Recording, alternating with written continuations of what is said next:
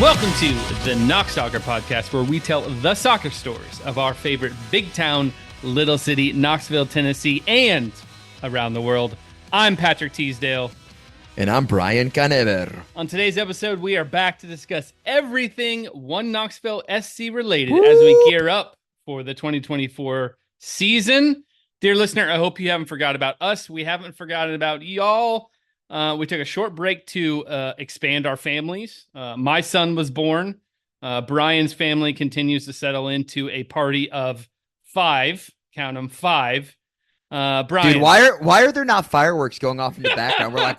We're back again after a winter hiatus. The season's about to start. We've got more children. Man, we should have some fireworks noise in the back. Brian, to gauge how you are doing and how you're feeling, I will ask you this: if you were thrown into a penalty kick shootout right now, how many could you make through right now? So the last time I actually shot a penalty kick was in one of the One Knox rec leagues on Wednesday night. I think it was a semifinal that we had made, went to PKs, and I kicked it straight at the goalie and missed. And that's basically how I felt, the past couple of months. I feel like I'm just I'm missing my senses a lot of the times. I'm missing, my awareness of anything in my general vicinity. I'm missing my sleep. Right. So I'm with you. I feel like I'm like the 4th guy to kick, and we're already down, and it's all the pressure's on.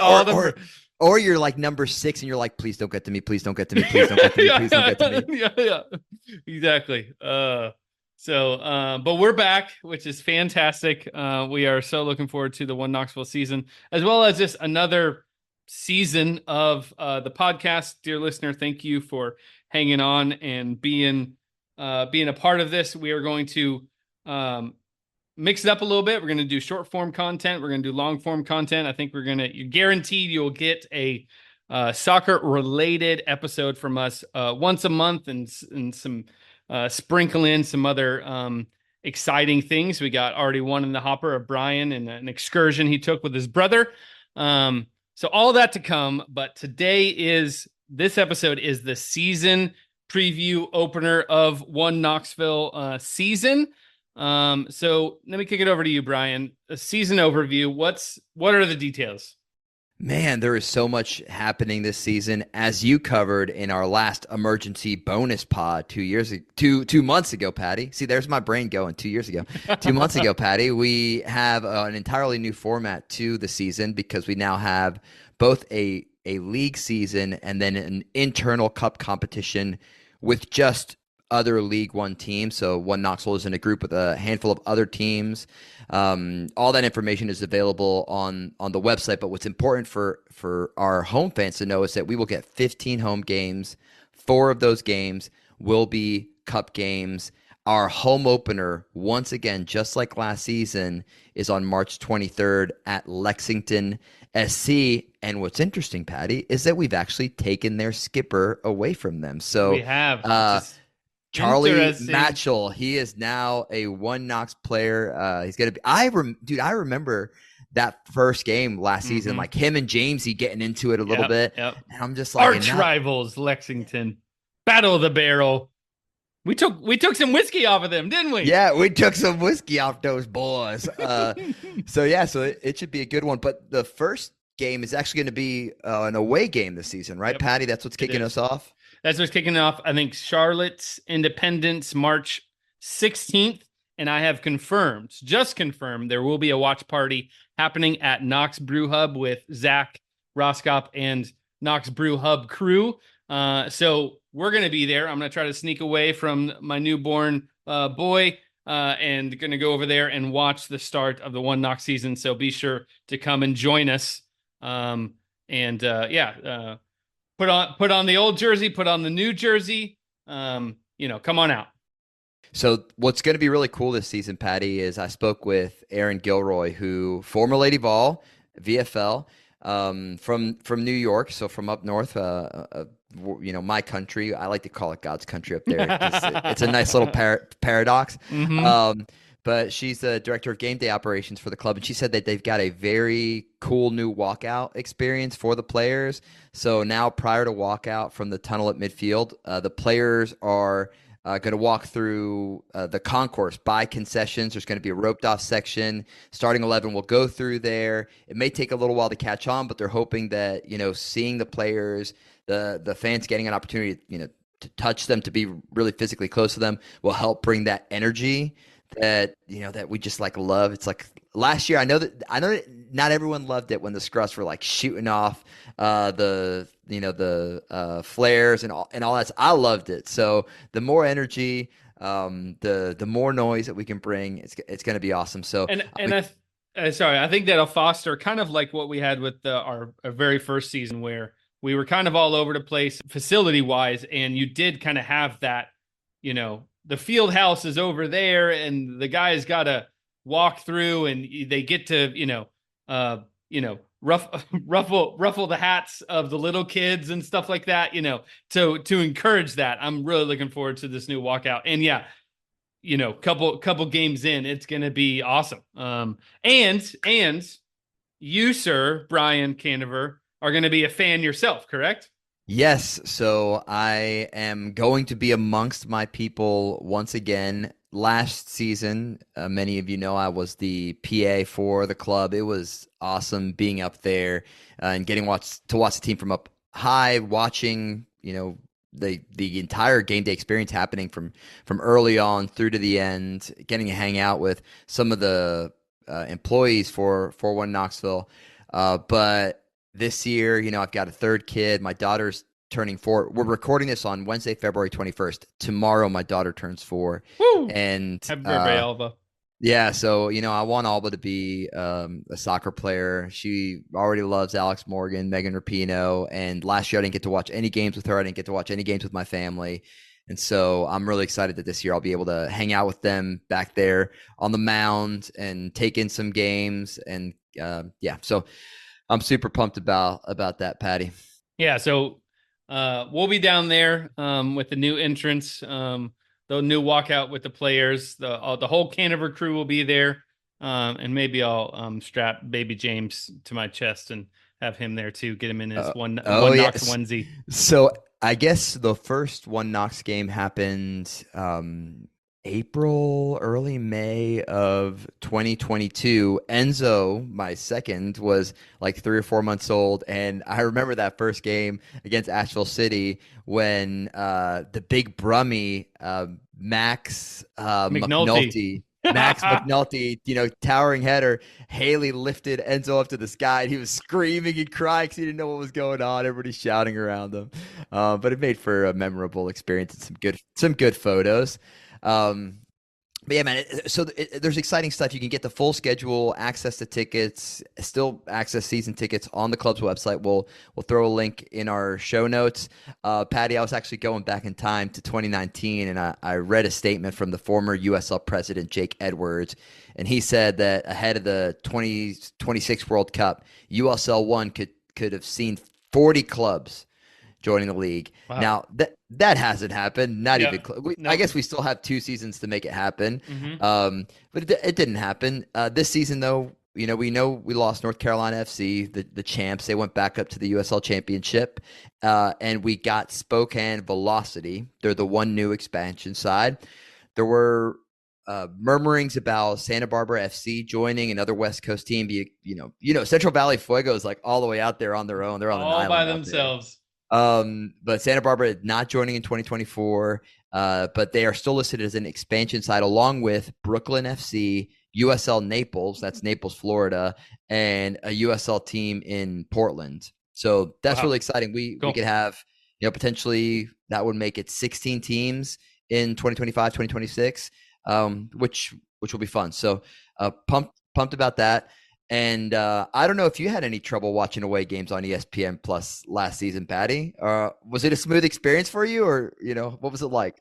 It was mixed. I mean, I did have ESPN Plus, which was great, but I did get it specifically for to watch the games and whatnot. But I just I want I guess I want a better experience. I wanted to hear your commentary, commentary than a guy piped in from a studio and whatnot. So, anyways, Yeah. what Well, what are the streaming options? Give it to us. so this time you can probably still find like an illegal stream by some dude in like Finland. I don't know.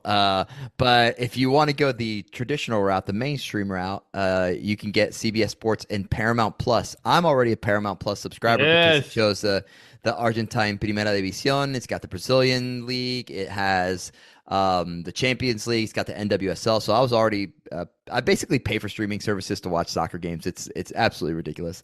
But CBS has signed a contract with USL. I believe it's through 2027. So you should get all of One Knoxville's games through CBS Sports, Paramount Plus, and they have a Golazo newsletter that they. Oh, that was a weird way to pronounce it. Golazo newsletter that they send out about soccer, and they'll be including USL League One news because, as you know, that's one of the toughest things, getting like media to talk about it because it's a smaller league. It's not a mainstream league. We'll get into the whole MLS debacle in a little bit.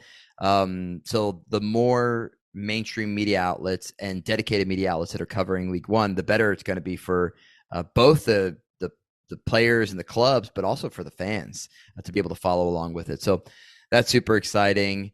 What else do we got, Patty? I have a bunch of notes here, man.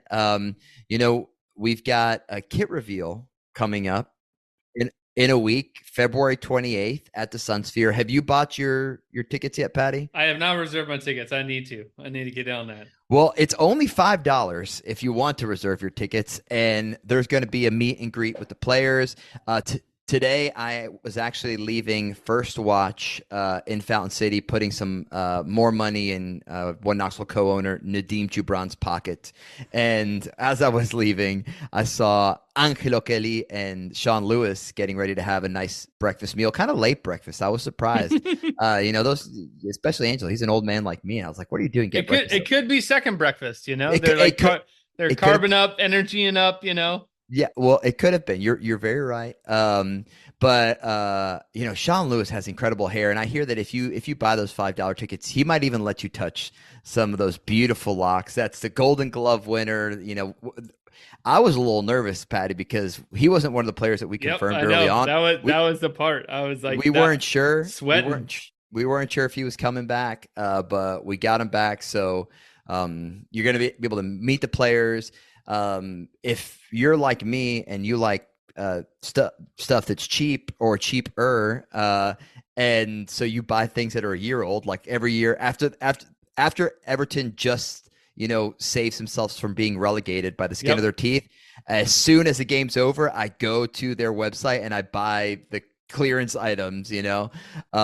So last year's jerseys are up on the website for $68. The new jerseys are going to be available soon. I'm sure they're going to be awesome, but I'm still waiting for that like counterfeit, like Central American market to get going where I can buy like a bootleg One Knoxville jersey for like $20 and they'll put my name on the back. Exactly. 2 for 1. Yeah. So I'm still holding out for that, but we do have that event coming up. We've had some preseason games. Have you been able to follow along with preseason at all, Patty? No, I haven't. With the newborn, there's been a lot of feeding and a lot of diaper changing. But yeah, the preseason games, let us have it. What has gone on?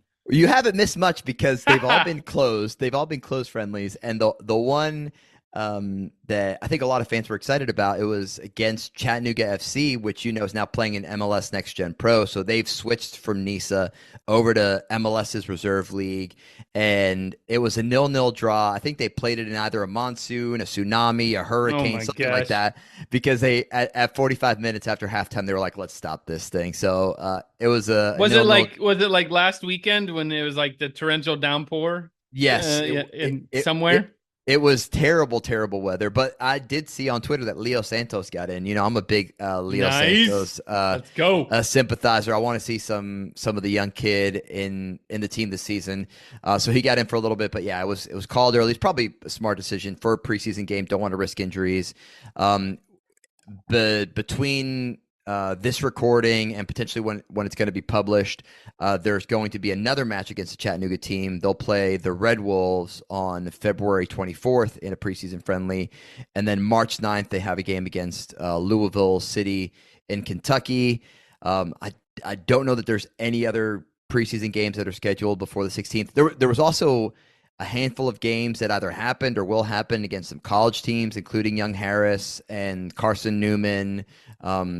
Again, I've been in the Scruffs Discord, and there's been a lot of like, can we get to these games? How Right. can we watch this? Is it open door? I don't know what's going on. I'm going to break through the fence. I'm going to climb over the fence at Regal.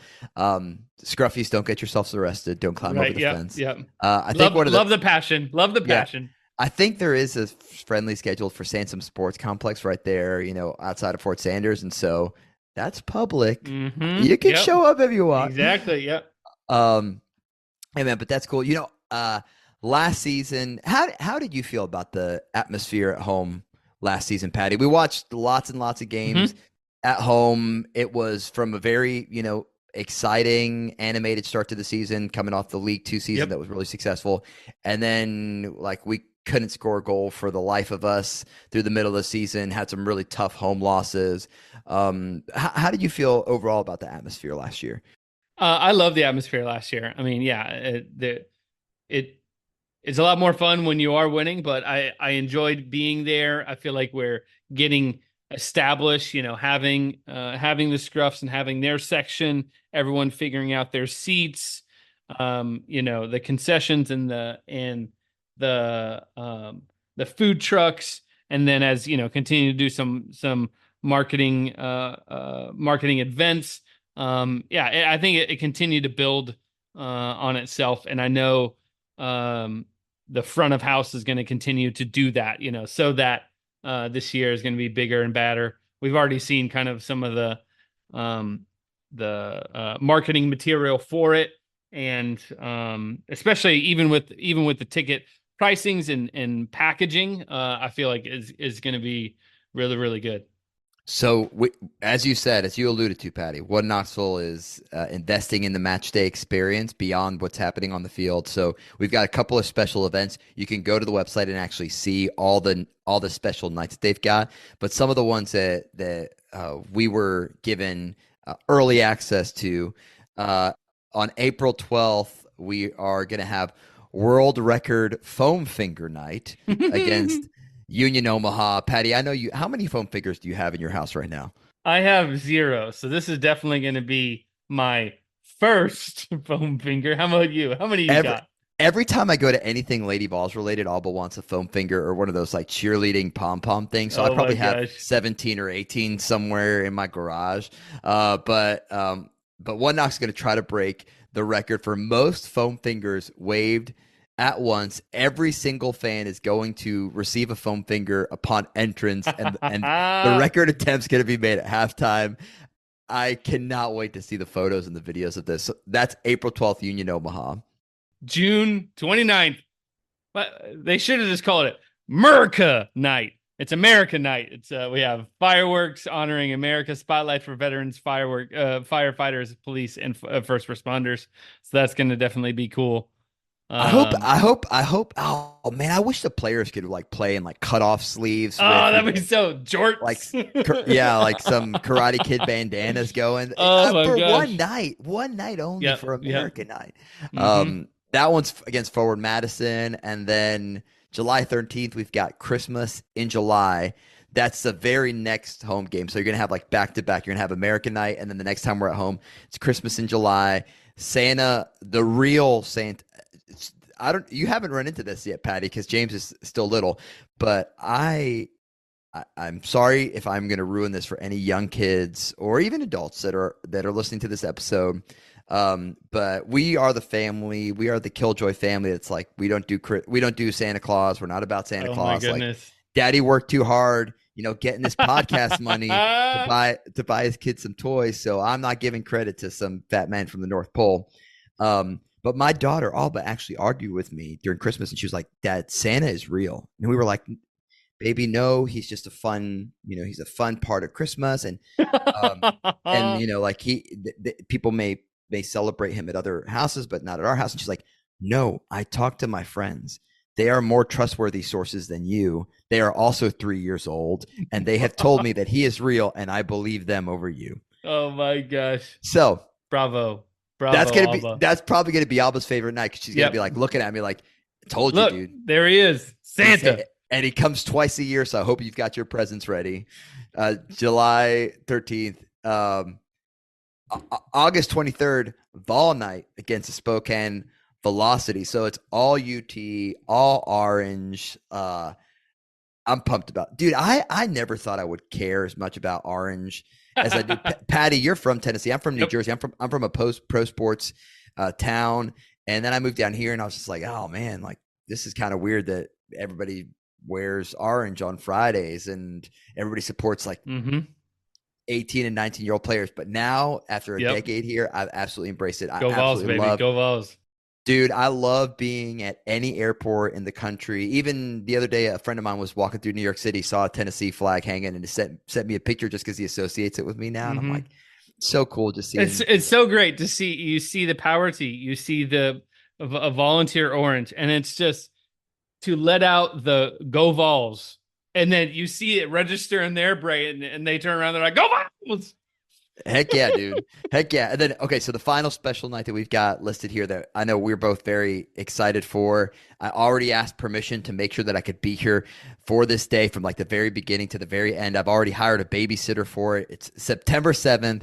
It's Beer Fest. It's still pending approval. It's not official yet, but if you guys want to show up at the One Knoxville offices and beat down their door and make sure this happens, they're hoping to have a beer fest. There's going to be like beer trucks, beer stands all over the place. Hopefully we're in the playoff hunt still at that point. Absolutely. It's happening. It's all good vibes. With these new signings I'm about to rattle off, we are going to be in the playoff hunt. It's all good vibes there. So that's awesome. And I think the goal, Patty, is so capacity at Regal Soccer Stadium is 3,000 people. Last year we averaged 2,034 fans a game, so a little over 2,000 fans. Our best figure was 2,500 fans. That put us at 8 of 12 teams for attendance. So we didn't make the playoffs of attendance either. Of course, there were some. Richmond Kickers was a team that self-relegated from USL Championship. North Carolina FC self-relegated from the USL Championship. So those aren't numbers to be unimpressed by. It's still huge numbers. But to see us like consistently closer to that 3,000 mark would be so amazing. One last thing I wanted to touch on, Patty, before you get us into the roster spots is this US Open Cup debacle. Have you been following what's been going on? So over the past after couple the of emergency weeks? pod, I kind of went into hibernation and soccer hibernation. But I have heard the rumblings. There's news. There's scandal. No, scandal's too much. So it's not like whether you had gone radio silent or moved into an igloo in Alaska and reemerged like a couple of weeks later, it's not any clearer today. There's news. It's like coming out all the time. Jeff Carlisle at ESPN's been doing an awesome job of updating everybody on what's going on. But essentially, MLS didn't want to play in the U.S. Open Cup. They wanted to send their reserve sides instead. There was a lot of argumentation about how they were devaluing the essence of the competition. Oldest cup competition in North America, the equivalent of the FA Cup. We've seen miracle runs before by championship and League One sides. Union Omaha had made a run in the cup, and on the one hand, I'm like, okay, well, if they send their next gen pro sides or reserve sides, likelier we see somebody from USL in the final or lifting a trophy. Yep, absolutely. We haven't seen that in a really long time. I think the Rochester Rhinos were the last USL or non-MLS team to win, and that was in the late 90s, early 2000s. But everyone was upset about it. There was some backtracking. Then MLS, Don Garber was like, okay, we might have the teams that aren't playing in the CONCACAF Champions League and don't have other commitments compete. So potentially 8 MLS teams are going to compete in it. There's some USL teams or the league itself was threatening to pull out. One Knoxville's made the decision that they're going to compete in the US Open Cup, regardless of who it is. Whether if it's just one Knoxville against whatever 3 teams are still in NISA, and a bunch of teams from like the Yep. amateur New York City Italian Stallions League or whatever, they're still Right. competing. One Knoxville's still going to be there. They still believe in the cup. Dude, I don't know how you feel about this, Patty, but like to me, the more opportunities to like win gold, Hmm. win silverware, lift Yep. something, the better. Like the fact there's going to be an internal cup competition, the fact that we've got to have the U.S. Open Cup, like to me, I know it's hard on the players, I know it's hard on the legs, but it's beautiful, right? Hmm. Yeah, I feel like it's a no brainer. We can say that as fans, but yes, the logistics of it and all that to get there and to play. But it's for silverware. It's to say you're a champion. And that's what I feel like. That's what every guy stepping out on the pitch is for. Um, yeah, I'm proud. One Knox is stepping up and saying, "Hey, we believe in the U.S. Open Cup, and we're going to be there." Yeah, my only request, because I think that there are a lot of MLS elitists out there. I don't have an MLS package. I only watched the MLS last season because of Messi. They're not in my, they're not my club. Like there's no MLS club for us. Believe I'm a localista. I believe in like your local club is a club that you support.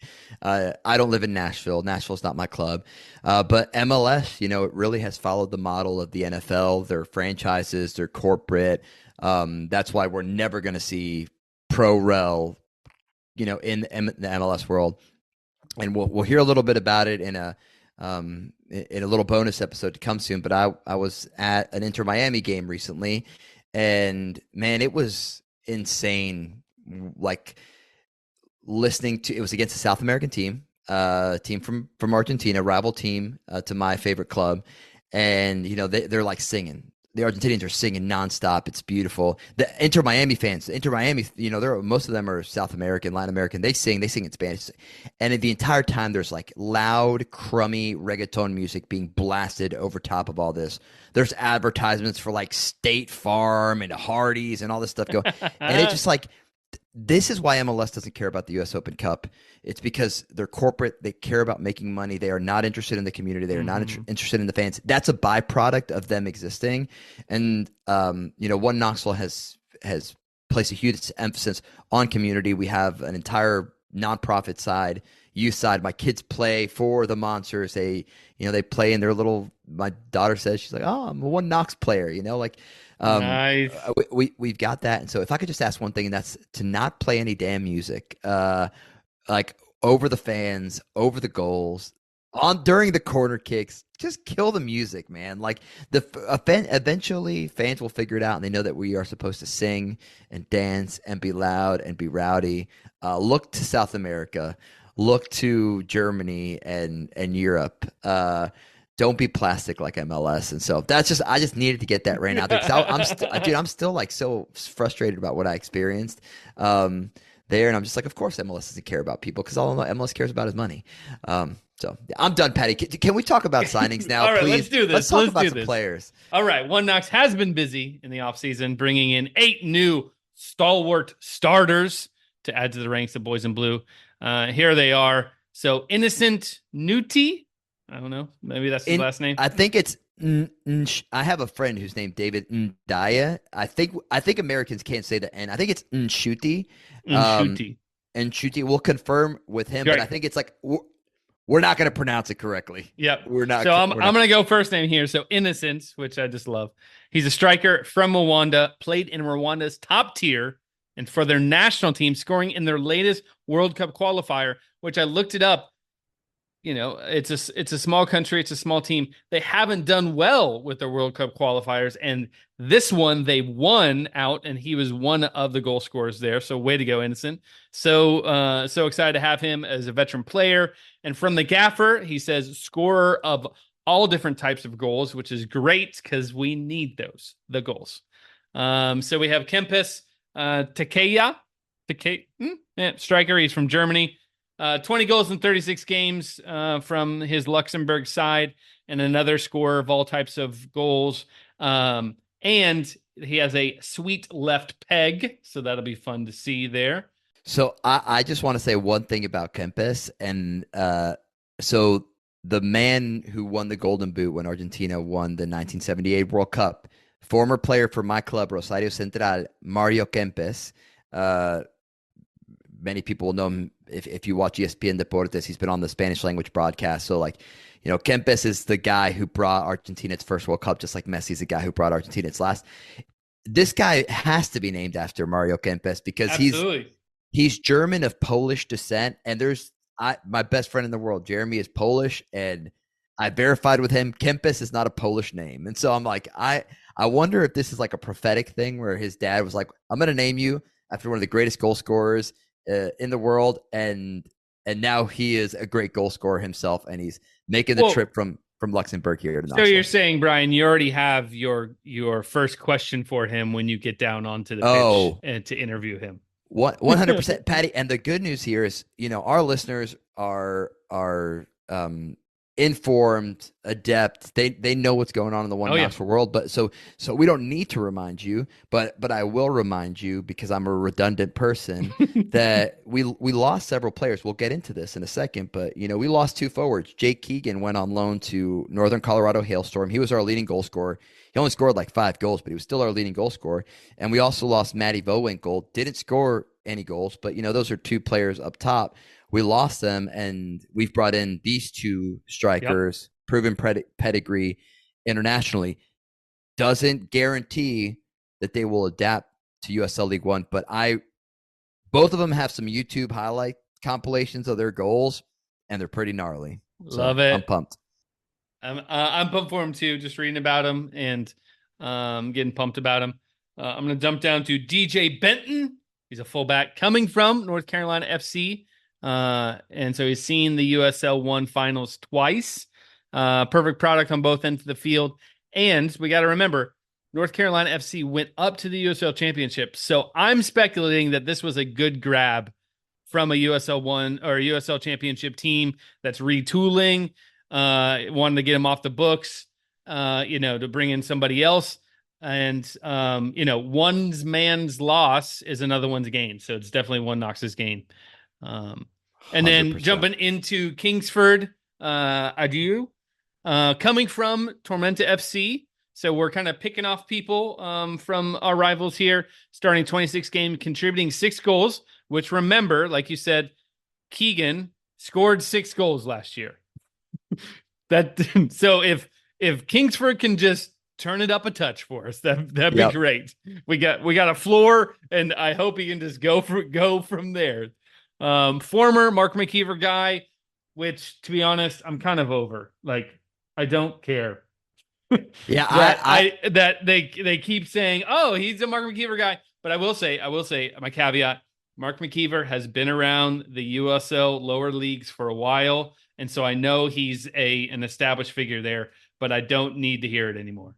Yes, I'm with you, especially when not to disparage our gaffer, but when we've just had a fairly poor first season in League One, and we had tremendous fallout with a former Mark McKeever player, Sebastian Andreasen, fan favorite. We know the debacle that happened with him last season, and so the value is that there's going to be some familiarity with the coach, with the culture, with the expectations. We're not going to get into it, but we know there was some stuff happening outside of the club. There was news reports from WBIR of an investigation into McKeever and his coaching style. That was resolved. The club has stuck by McKeever. But having these players who are familiar with him, one of the positives is, they know what they're going to get. Yep. They're choosing this. But then on the other side, Patty, just as you're kind of alluding to, it's like, what does that benefit the quality of the product that we're going to experience on the field if last year the product wasn't that wonderful to watch? We were a great defensive side, right? But in terms of attack, we really struggled. So, but Kingsford is a winger attacker, which Mark McKeever does love. And I will give it to him. He was an MLS draft pick in 2022 going to NYC. So that's a good one there. So moving up to Charlie McKell, former captain of Lexington SC, the arch rivals. And he's also played around the world, and it sounds like he has great deliveries. So I'm looking at Charlie as our new set piece guy. And so I would love to see kind of some masterpiece theater in the 865. So I see this kind of as a like for like replacement with Jimmy Villalobos, the center back who Yep. we also lost. So I don't know, the underpinnings of all this, how this all works mechanically, but Keegan and Villalobos, they both left us on loan. So there's still one Knoxville players on paper, but Keegan's at Northern Colorado and Villalobos is at Forward Madison. And so Matchell's going to come into that center midfield role. I don't know what it's going to look like this year. Angelo Kelly, you expect him to play every single game. Yassine van der Pluim, he can go between the back line and a holding midfield position. I expect if you're going to bring in the skipper from Lexington, guy with a lot of experience, played professionally in Europe. He's going to be on, yeah. He's got to be on the field, right? He's got to be a starter, or at least somebody that is coming in every single game. So I think another big signing there. Coming into Richie Ballard, another attacker and winger here. I looked that up. Attacker versus winger. Brian, can you put some more zhuzh to that? I feel like they're synonymous. So, man, it all depends on the style of play. So I give the example of like a winger. A true winger is Angel Di Maria, who plays for Benfica currently, played for Argentina. He is a player who will defend, but is not a defensive player. He really hangs out on the line, is trying to drive into the box. So they're sending in crosses, they're driving into the box. So these are usually your extremely pacey, high skilled guys. A lot of players now are wide players, like a wide. A left-sided midfielder, a wide midfielder versus a winger. Wide midfielder is probably going to be more defensive. Yep. They might not cover as much ground. They may not be as good on the dribble. Of course, then we know you have the wing back. There are wingers who can play at wing back positions, though.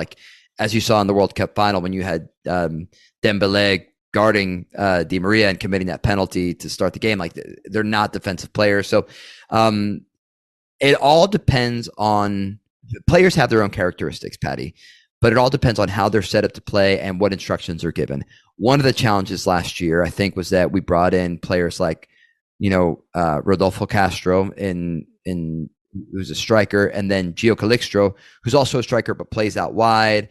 And we brought in players who have a certain way of playing and then have to adapt to the expectations and the system that the coach creates. And sometimes those things don't mesh together well. I thought Seba Andreasen is a great example, of a player who, to me, Seba Andreasen never leaves the 18. If I have a 6'4" number 9, he should never cross midfield. Now in modern soccer, everybody's defending, your center forwards, running all the way back to help the goalkeeper out. Makes no sense to me. Keep that man above the midfield line. They're there to head the ball in, to be powerful, to bully defenders. So all that to say, there's players' characteristics. There's also the system. I don't know what it'll look like, but Ballard is listed as a winger. I don't know where wingers fit into the McKeever system. If wingbacks are still going to be part of the equation, yep. Because usually your wingbacks are overlapping. You've got a diamond midfield. Who knows what it'll look like? Gotcha. But we do know Ballard is a USL champion veteran from several sides, even Miami FC before they went up. And he's great one-on-one, which is awesome to hear. And from his press release, McKeever is saying he's going to be a future Scruff favorites, which is great. And one of the most exciting signings ever. A lot to live up to there, Ballard. And I'm sure with all of these guys, we got 2 more to go. All these guys, the Scruffs are going to give them some nice anthems to sing to. Next one is Stuart Ritchie, defender, up and down defender with European and MLS Next Pro experience. And then Silva Talu, defender, another Des Moines Menace alum, but he was drafted to the Timbers in 2022. So rounding out our defenders there. So Brian, the big question is, are these the positions we needed to cover? Like, So, was this so a good haul? so I was doing this earlier in the day. I was looking at who we lost, and I've already referenced two of those. We lost two center forwards, and we lost a center back in Gabriel Claudio. Didn't play much last season. When he did play, wasn't really a standout in the back. I think defensively, we were really covered in the center with Jalen Chrysler, with uh, uh, Jordan Skelton, with Danny Fernandez, with Yessine Vanderplume, all being able to play back there. Then Sivert Haugli, another large center back, played in the menace side along with Kingsford Adjei that McKeever led to the USL2 championship. I also want to remember that, and the value of guys that have won with McKeever is they understand the importance of winning. They have felt what it's like to win, and when you win, it feels really, really bad to lose. So just to get that out of the way, we lost a center back in Claudio, got a better center back in, a center back who knows Mark McKeever and who has won with McKeever before. We lost two wing backs in Jan-Erik Leinhos and Kyle McDowell. We brought in Benton, who can play as a wing back, and Stuart Ritchie, who also plays as a defender. He's listed as a left back, but I'm assuming he can play in those wide back positions for McKeever.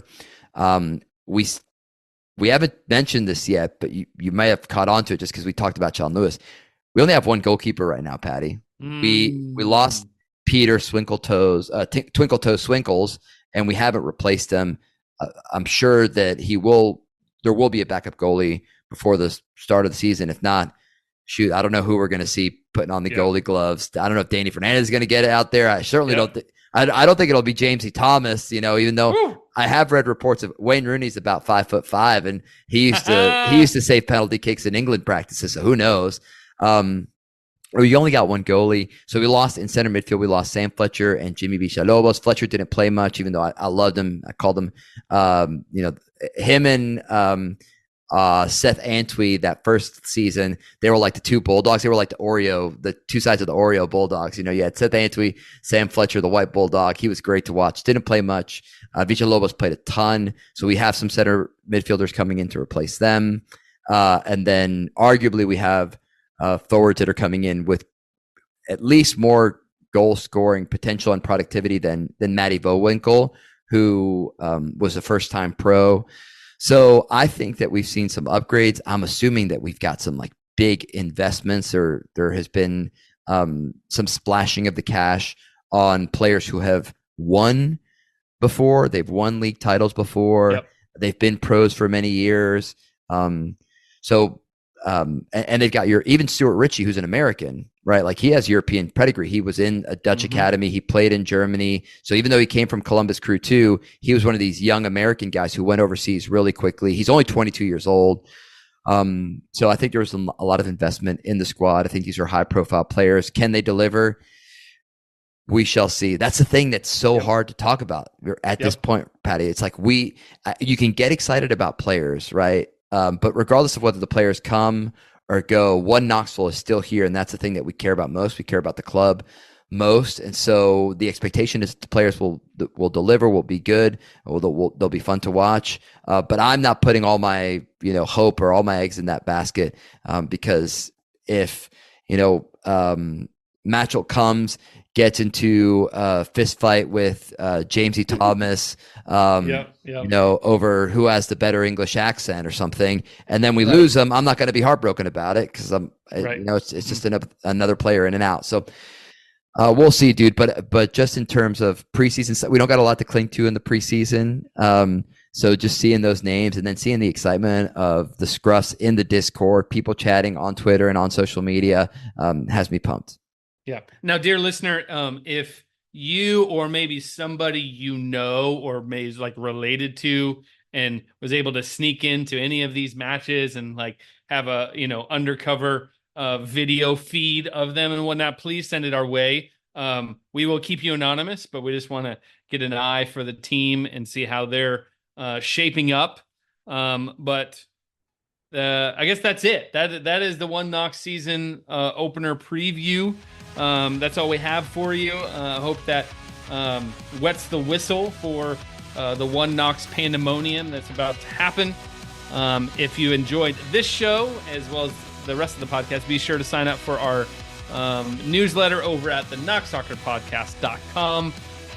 Grab your partner's phone, your girlfriend, your boyfriend, your mom, your dad, your uncle. Sign them up for it as well. Love to spread the Knox Soccer Podcast love. And One Knox season starts on a away match, March 16th. The club is promoting a big turnout for the first home opener, but it does start the weekend prior to that. So be sure to tune in. Come and join us at the watch party happening at the Knox Brew Hub. And they're still in the works of getting a school bus to go from downtown Knoxville to the match on home matches. So that's going to be really cool. Be sure to grab your tickets for those home matches over at oneknoxsc.com. We'll put all the stuff in the show notes. You know the deal. And with that, we'll see you in the stands. Heck yeah, I cannot wait to get started, Patty. Let's do this. We are so close to it starting. Let's go. Get us to March 23rd.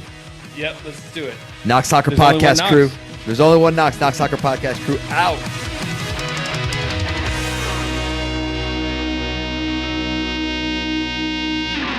Huge thanks to Markman Jewelers and Union Place Bar and Grill for sponsoring the Knox Soccer Podcast.